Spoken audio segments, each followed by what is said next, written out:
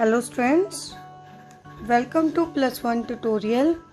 Today we are going to start next chapter of chemistry, chapter 2, structure of atom. So today we will learn about Bohr's model of the atom in detail. Firstly we will discuss about postulates of Bohr's theory. Means Bohr discuss about atom and he told about what is present in atom and how it varies.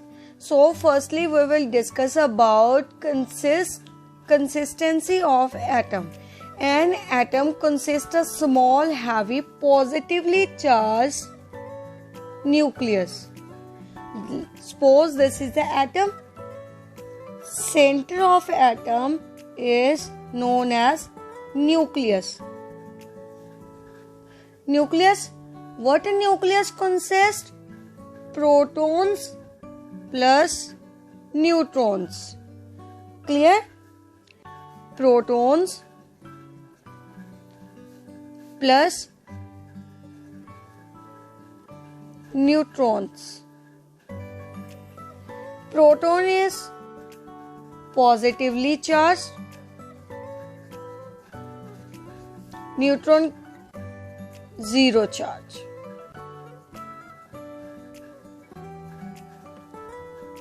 So this is a nucleus which consists proton plus neutron.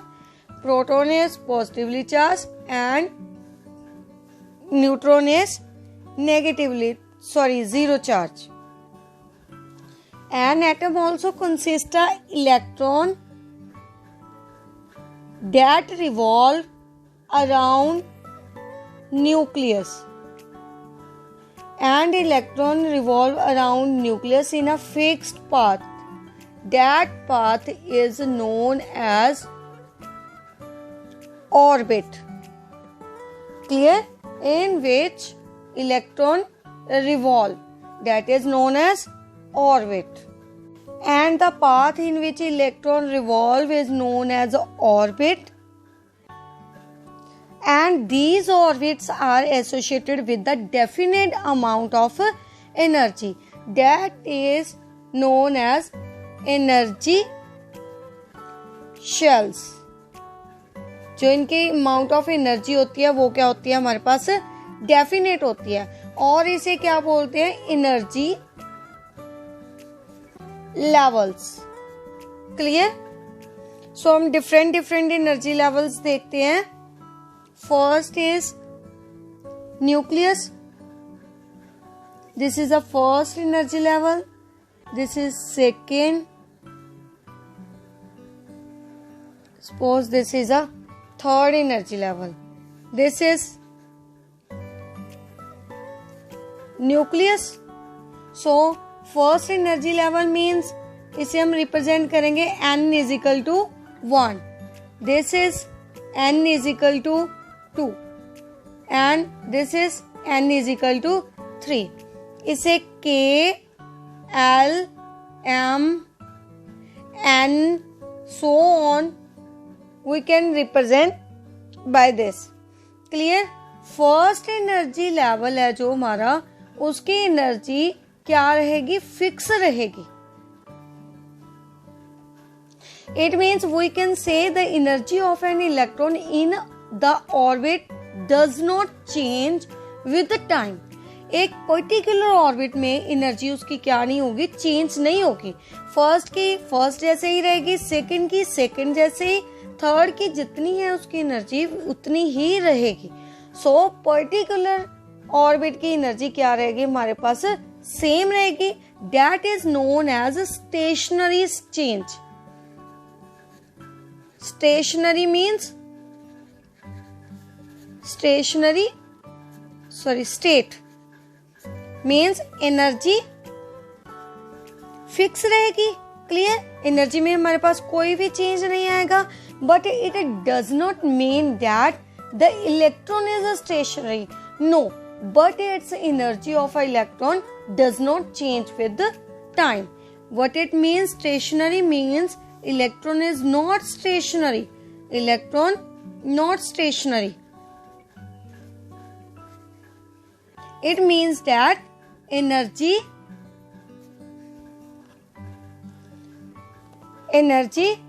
does not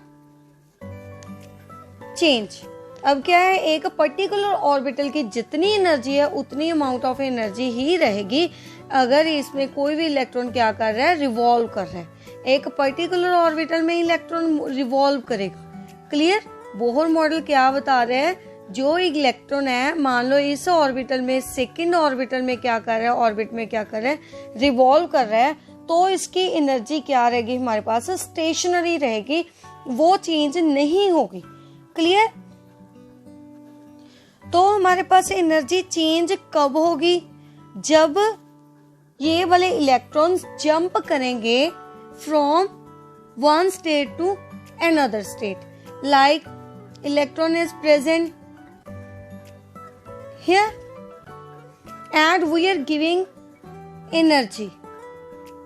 Clear. And electron will move in second orbit. So energy is emitted or absorbed only when electron jump from one state to another. Clear. Mean जब भी वो एक state से दूसरी state में move करेगा तभी energy क्या होगी हमारे पास, चेंज हो सकती है. अदरवाइज एक ही ऑर्बिटल में मूव कर रहा है तो उसकी एनर्जी क्या नहीं होगी, हमारे पास चेंज नहीं होगी. अगर one state to another move करे तो हो सकता है एनर्जी वो क्या करे, अब्सॉर्ब करे और इमिट करे. दोनों केस अब हम करते हैं. फर्स्ट केस देखिए, ये हमारे पास न्यूक्लियस है, ऑर्बिट बना लिया, एक ऑर्बिट बना लो और ऑर्बिट बना लो. एक और केस लेते हैं, हमारे पास ये क्या, न्यूक्लियस, एक ऑर्बिट बना लिया, एक और ऑर्बिट बना लिया. मान लीजिए हमारे पास यहाँ पे इलेक्ट्रॉन है, इलेक्ट्रॉन प्रेजेंट है. इलेक्ट्रॉन ने क्या करना है, लोअर स्टेट है, जो स्टेट में जिस स्टेट में ये इलेक्ट्रॉन प्रेजेंट होता है that is known as ground state. Ground state in which electron is present. Clear. Electron present है जहां पे, वो क्या होगी इसकी ग्राउंड स्टेट. अब मान लीजिए हमने इसे क्या की, एनर्जी प्रोवाइड करवा दी. We are providing energy and electron jump from ground state to higher state. That higher state is known as excited state. Got it? Means ground state in which the electron is present. In starting में जिसमें electron present है that is known as electron's ground state. When it jump from ground state to higher state, that state is known as excited state. Got it? So, we are providing energy. It means electron jump when we are giving energy to electron.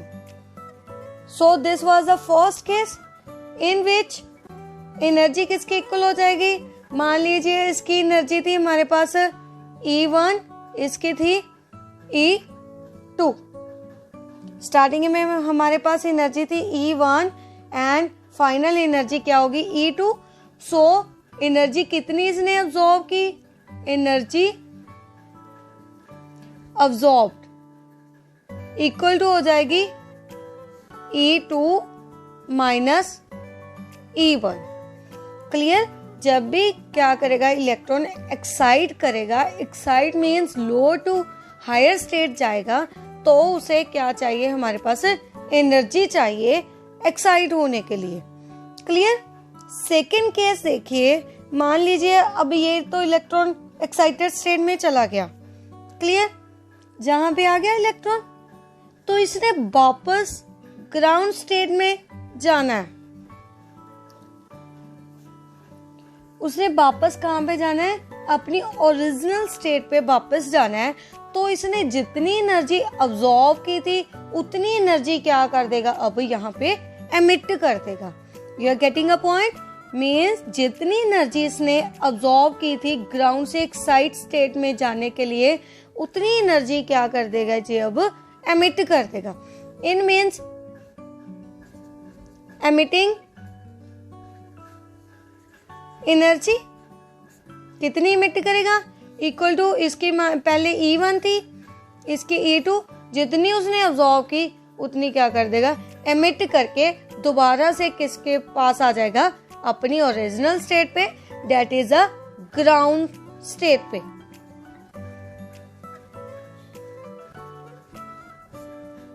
Clear? It mean we can say that the energy of electron can't change continuously but changes as the electron jump from ground state to high excited state, or we can say higher state, and come back to ground state. Only then energy is emitted or absorbed. Otherwise, energy of an electron in a particular orbital remain stationary, or we can say remain same. Clear? Now next point is third point. Here electrons are moving from ground state to higher state or higher state to ground state. So next point is related to this. Only those orbits are permitted in which angular momentum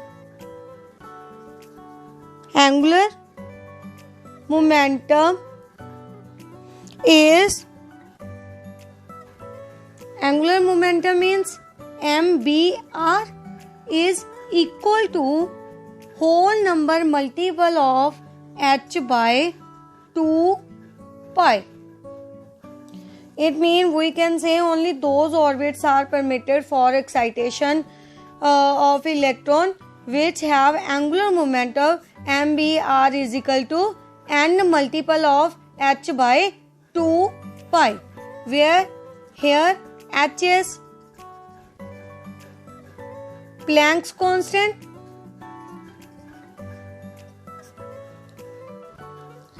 h की value होती है हमारे पास 6.626 into 10⁻⁻34 Joule second.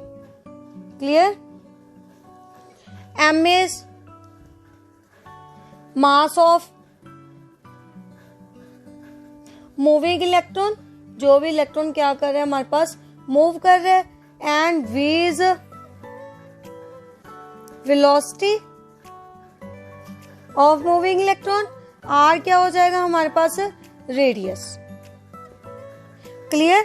M is mass of moving electron, जो भी हमारे पास move कर रहा है from ground to excited state और excited state to ground state, and V is the velocity of electron and R is radius. Clear? H is Planck's constant and H की value होती है हमारे पास 6.626 इंटू 10⁻⁻34 Joule second. N की value क्या है, N whole number means N can be 1 2 3 so on. Clear? So if we are putting N is equal to 1, so MBR is equal to H by 2 pi. For N is equal to 2, MBR is equal to 2H by 2 pi. It means MBR is quantized. Quantized value आ रही है. So this postulate therefore introduce the concept of quantization of angular momentum. Clear? Next point देखिए. Next is success of Bohr's model. First point is Bohr atomic model explain the stability of an atom, means an electron is stable in its orbit. Clear? So Bohr explained the stability of an atom. Second point is Bohr's concept of an atom explains successfully the atomic spectra of electron. Atomic spectra of electron, when electron move from ground state to excited state, then electron is unstable in its excited state, so it emit that amount of energy and come back to its original state. So Bohr gave number of lines to explain the spectra of an hydrogen atom. देखिए spectra of an atom, देखिए ये nucleus है, ये इसकी first state है, second, third. First मान लीजिए electron present है इन थर्ड स्टेट. एक और बना लेते हैं. मान लीजिए इलेक्ट्रॉन प्रेजेंट है in its fourth state. 1 2 3 4 electron. Firstly इसने जितनी एनर्जी अब्सॉर्ब की थी फोर्थ स्टेट में जाने के लिए, उतनी एनर्जी क्या करेगा हमारे पास एमिट करेगा. जितनी एनर्जी क्या की थी इसने अब्सॉर्ब की थी, that amount of energy also will be emitted. उतनी एनर्जी एमिट हो जाएगी. तो जो हमारे पास स्पेक्ट्रल लाइन आएगी उसे क्या बोलेंगे, लाइमन सीरीज. क्लियर? इससे ज्यादा क्लियर हो जाएगा. मान लीजिए ये हमारी ग्राउंड स्टेट है, सेकेंड स्टेट है, n is equal to 2, n is equal to 3, third state है, ये हमारी फोर्थ स्टेट है, n is equal to fourth. If electron come back to ground state directly, then this series is known as Lyman series,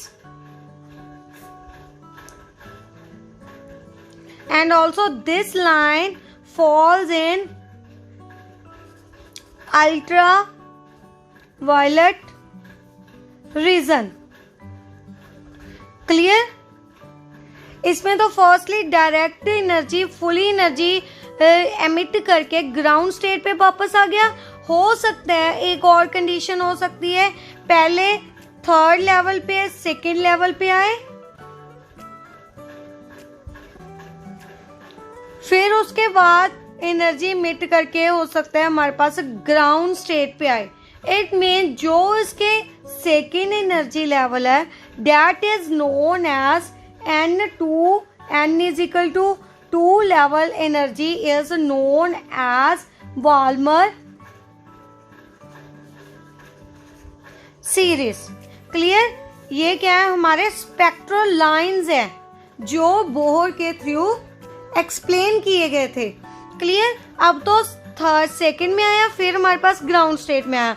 और condition क्या हो सकती है, हो सकता है फोर्थ से पहले मीन्स हमारे पास थर्ड में आए, एनर्जी मिट की, थोड़ी सी एनर्जी मिट की तो थर्ड में आ गया. नेक्स्ट हमारे पास किस में आया, सेकंड में, फिर उसके बाद हमारे पास किस में आया, फर्स्ट में. तो इस लेवल को सेकंड वाले को क्या बोलते हैं हमारे पास, पहले थर्ड वाले को पहले थर्ड में, फिर हमारे पास सेकंड में, देन फर्स्ट में, means come back to ground state. That is known as Paschen series. First is Lyman, second is Balmer series, third is Paschen. If it come to fourth and then third and then second and then first, then that level is known as bracket. कौन सा, मान लीजिए पहले fourth में ही है, थोड़ा सा excite हुआ, फिर हमारे पास थर्ड में आया, फिर हमारे पास come back to first level, that is known as bracket. अगर हमारे पास फिफ्थ लेवल में प्रेजेंट है, फिफ्थ लेवल में प्रेजेंट है, फिफ्थ से पहले फोर्थ में, फिर थर्ड में, फिर सेकंड में, फिर हमारे पास फर्स्ट में आएगा। तो अगर हमारे पास n इजिकल टू फिफ्थ है, फिफ्थ में प्रेजेंट है, दैट इज नोन एज पी फर्न सीरीज। बात समझ में आई? First is Lyman series that is present in ultraviolet region. Second, if it come to the second state n is equal to 2, then that series is known as Balmer series, and in third level n is equal to 3 is known as Paschen series. In fourth, that is known as n is equal to 4 is known as Brackett series, and fifth is known as Pfund series. So Bohr explained about this line spectra. This was great success of Bohr's model. Clear? Next point देखिए. Our third point is Bohr's theory helped in calculating the energy of electron in a particular orbit. In particular orbit, energy of electron is given by Bohr's model.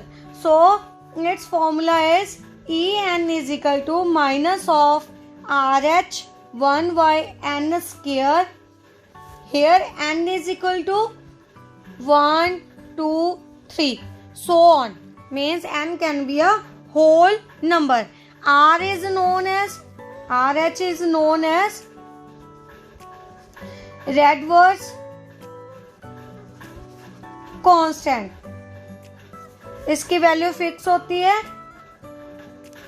RH is equal to 2 pi square me4 upon h square. So we can put the value of RH in this equation. So En is equal to 2 pi square me4 upon n square and h square. Here minus sign. Clear?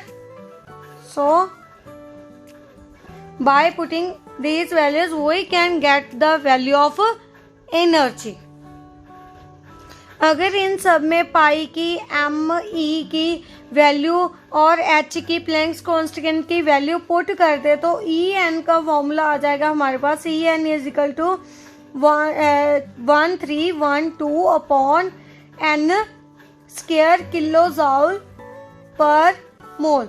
इनमें जो हमारे पास level है, जो state है, उसकी value put कर दीजिए तो हमारे पास उस स्टेट की क्या आ जाएगी, एनर्जी आ जाएगी. मान लो ग्राउंड स्टेट है, n इज इक्वल टू 1 है, n is equal to 1 put कर दीजिए तो E1 की क्या आ जाएगी, एनर्जी आ जाएगी.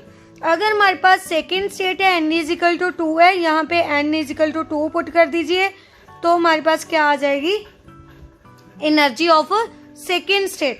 Clear? Next point is radius. Means Bohr also give explanation about radius of an atom. Formula of radius is Rn is equal to n square h square upon 4 pi square me square z. All these are constants. So this equal to a naught n square. Means a naught is equal to h square upon 4 pi square me square z. For hydrogen, value of z is equal to 1 because there is a 1 number of electron. So value for Hz is equal to 1. Clear? Here the value of A naught is equal to 52.9 picometer. ये तो radius का formula था. Z is equal to 1 के लिए means hydrogen के लिए. दूसरे atoms के लिए हमारे पास क्या आ जाएगा, Rn is equal to A not n square upon Z. Clear? Z is nuclear charge. क्या है हमारे पास? Nuclear charge. n क्या है हमारे पास? ऑर्बिट्स. अगर n नंबर फर्स्ट ऑर्बिटल में प्रेजेंट है, n इज इक्वल टू 1 है, n 1 पुट कर दीजिए तो Rn क्या आ जाएगा हमारे पास? Rn की वैल्यू क्या आ जाएगी? जहाँ पे 1 पुट कीजिए A0/Z. क्लियर? इट मीन्स जहाँ पे वैल्यू पुट करके हम क्या निकाल सकते हैं? Radius of any orbit. Next is velocity in any orbit. तो हमारे पास इसका फॉर्मूला है v is equal to NH/2πmr. इसमें रेडियस की वैल्यू पुट कर दीजिए. रेडियस की वैल्यू थी हमारे पास, फॉर्मूला था r is equal to n square h square upon 4π² me square z. जहाँ पे r की वैल्यू पुट कर दीजिए. v क्या आ जाएगा? NH/2πm. r की वैल्यू पुट कर रहे हो, ऑपोजिट हो जाएगी. 4π² me square z upon n square h square. 4 से 2 कैंसिल, 2. 1 पाई से 1 पाई कैंसिल, m से m कैंसिल, n से एक n कैंसिल, h से h कैंसिल. तो पीछे हमारे पास क्या बचा? 2π e square z upon h n h. Clear? अगर हम देखें तो इसकी वैल्यू हमारे पास क्या है? ये सभी हमारे पास कॉन्स्टेंट्स हैं, तो इसे हम लिख देते हैं v0. तो हमारे पास v क्या आ जाएगा? v is equal to v0 z upon n. Clear? ऐसे हम क्या कर सकते हैं? वेलोसिटी ऑफ ऑर्बिट क्या कर सकते हैं? फाइंड आउट कर सकते हैं. अगर हम हाइड्रोजन के लिए देखें, हाइड्रोजन के लिए फर्स्ट ऑर्बिटल के लिए इसकी वैल्यू क्या होगी? 1 होगी. v0 की वैल्यू क्या है हमारे पास? 2.19 इंटू 10⁻⁶ मीटर पर सेकेंड. क्लियर? इसमें वैल्यू पुट करके हम किसी भी ऑर्बिट के लिए क्या कर सकते हैं? उसकी वेलोसिटी फाइंड आउट कर सकते हैं. नेक्स्ट देखिए, अगर हमने नंबर ऑफ रेवोल्यूशंस निकालने हैं, number of revolution made by electron of electron around the nucleus,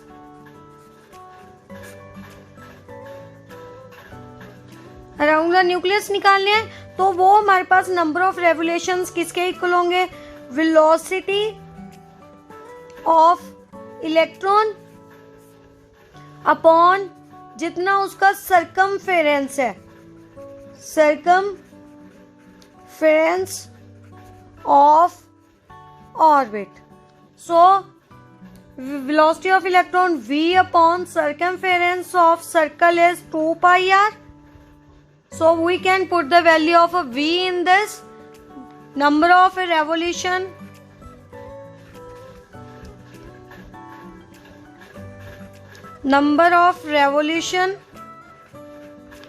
revolution किसके इक्वल आ जाएंगे हमारे पास? 2πmvz e square upon n square h square. So this was about Bohr model and success of Bohr model. In next tutorial we will solve some problems related to radius velocity